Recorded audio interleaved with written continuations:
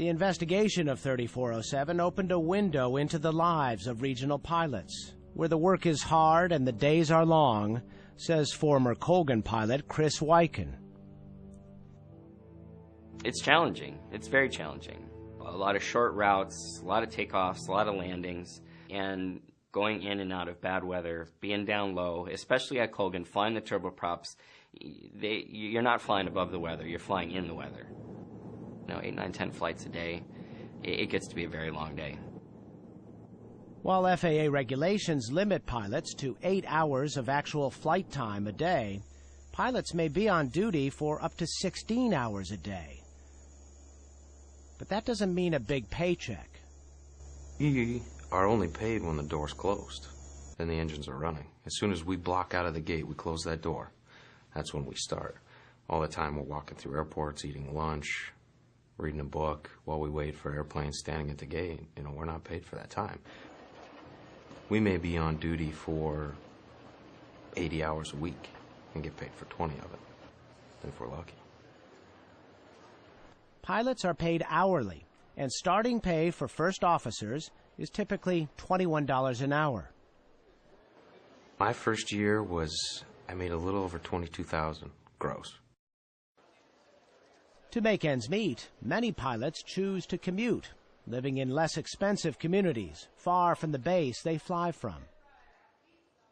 Commuting has always been a part of aviation.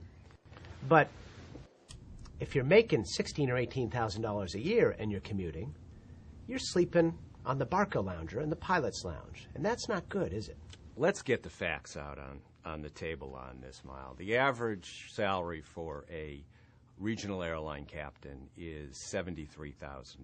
The average salary for a first officer at a regional airline is about $32,000, $33,000 a year. So I'm not talking about average. There are some people, as you well know, who make $18,000 to $20,000 a year. We're not talking about average. We're talking about human beings who are flying my grandmother to Buffalo, right? Okay, so there are people there living this life, and it seems as if they're in an untenable position economically. Absolutely not, because there are many other people who earn less money than that, who work more days in these communities, that can afford it and do it and do it responsibly. Low pay and high living costs have created an underground housing market in the airline industry. They're called crash pads. Some regional pilots let us inside their crash pads in a northeastern city if we agreed not to reveal their location. You can picture a 1 and 2 bedroom apartment with 8, 10, 12, 14 guys in it on, roll-out mattresses and sleeping on the floor, sleeping on the couch, sleeping in bunk beds, air mattresses, waiting in line for the shower. Well, I had a crash pad in Albany, New York. We had 9 people living in a small 2-bedroom apartment. We had guys sleeping on the couch. They rented the couch. Guys that rented a closet, big walk-in closet. And then you'd have 3 or 4 guys crammed in a little bitty 10 by 10 room. Hardly bigger than jail cells, it seemed like. Sleeping on air mattresses. We couldn't afford to rent our own apartment. We just did not make enough money to be able to pay for that. The lives of regional pilots may not be glamorous, but they offered young pilots a fast track to the captain's seat.